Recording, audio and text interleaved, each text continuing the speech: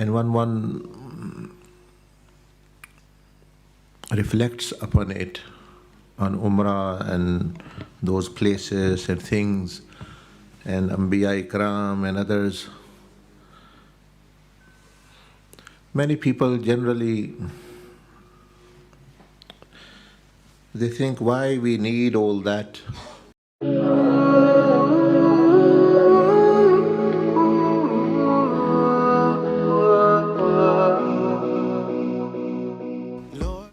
All those teachings, why could we not just get on with our lives as other people, other non-Muslims, disbelievers, other people are working, marrying, and just living, taking life as it comes, enjoying whatever one can, and then we can just do that. Shaitan puts these things in people's mind from the very beginning of time when human beings existed,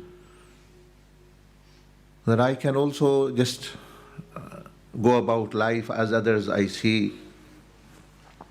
Whatever desires they want to fulfill, they do, and things. And what is all this about? Why do we need that? The answer is very, very clear, that okay, you can go and enjoy. If you can continue enjoying,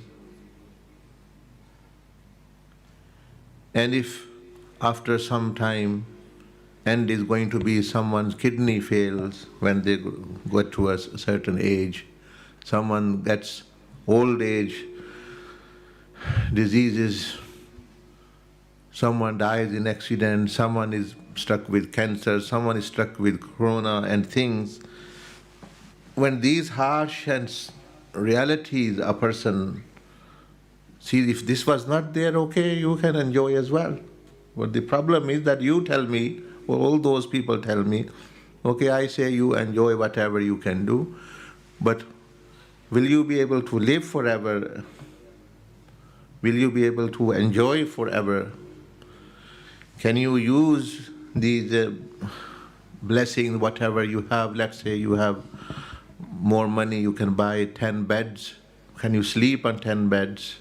Have you got such long life? And also, the intellect says that if someone gives you £1 billion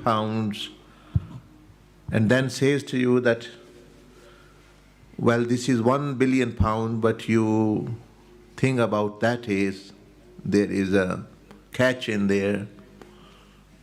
And the catch is that it can just vanish anytime. After 1 minute, after 1 hour, tomorrow it will just be zero. And on this side, it's not 1 billion, it is 10,000 pounds, but this is going to stay with you. You can use it, it's never going to go away. You can make transaction. You can buy something, this 10,000 is yours, it's never going to go. But this is 1 billion, but you never know. It is definitely, that is for sure, it's just going to vanish. A person who have little bit of intellect, they will never go for the other option, because they know today or tomorrow I will not be able to use it, and it's just going to, I'm going to look and my count will be zero. And this is 10,000, but it is going to actually last me forever. Whenever I want to use, I want to buy something, it will be with me. So that is the example of this worldly life Allah subhanahu wa ta'ala gives in the Quran. وَاضْرِبْ لَهُمْ مَثَلَ الْحَيَاةِ الدُّنْيَا. Allah says the example of this worldly life in the Quran, one of the examples he gives of the rain, and when the rain comes and actually the water comes and it flows. But for easy to make you understand is like that what I am saying to you, that okay, the treasure, the £1 billion you have, but it's going to go away. It's just going to disappear. It's like you have a bank account, you have a lot of money in there, but it can just disappear at any time. Like it happened with many internet businesses, currencies, shares. Sometimes people wake up and or the company is gone, or the shares has gone, or the currency has doomed, or whatever. Imagine this is reality. That is the reality of this life, this worldly life. Reality of your money, your children, your land, and your friends, because as soon as actually the button of death is pressed, the screen glows blank completely. Finished. No matter, this is my wife, this is my children, this is my husband, this is my car, these are my friends, this is my party, this is my house, this is the land I own, this is the friend, this was my bank account, and this is my businesses. Just with one matter, that it all goes blank. Now, this is something which no person in the human being can deny, even though they are atheists. They cannot say we are not going to die. Everything is not going to vanish. They already got no idea where it came from, so they don't know where it goes. But yes, they know it goes away.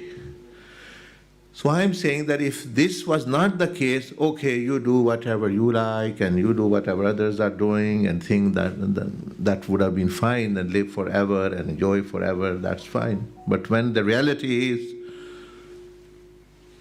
that it can just go, people are coming to in terms with coronavirus that we have got it under control, or somehow it has the effect of less.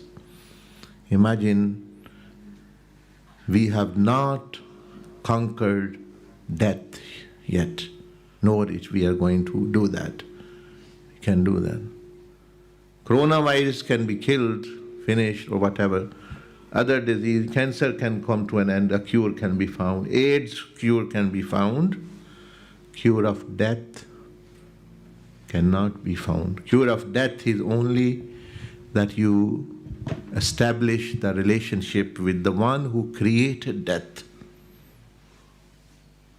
and who is al-Hayyul Qayyum. He has the cure, meaning that your life goes on with comfort, it carries on. بَلْ أَحْيَاءٌ عِنْدَ رَبِّهِمْ يُرْزَقُونَ. Allah says these people, they are living even after death, and they are being fed, and they are enjoying, and they are continuing with the life. So it's as though death does not come to them, but it comes like when you sleep. Every day you sleep.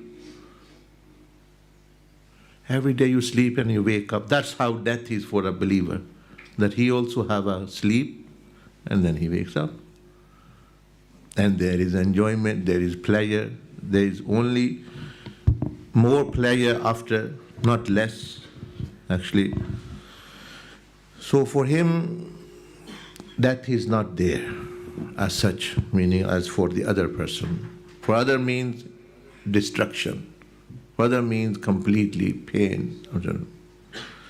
So, what were you saying about the place where Kaaba Sharif, where Sayyidina Ibrahim alayhi salam, others and all other, all that we need is because we need to find a solution about these matters, that what happens when everything vanishes away. We want to do something about it, we want to live on. It's not matter, no one is going to find the solution for death. As Allah said in the Quran, يَحْسَبُ أَنَّ مَالَهُ أَخْلَدَهُ. There are people who think their wealth and technology is going to make them live forever. They're trying to find solutions. Since very beginning they've been trying to find. solution. You see, the longest life from Jinnat, Shaitan has, and he knows he's going to die as well. Thousands and thousands. We have not found, or the other people maybe cannot live up to 1,000 years or 10,000 years.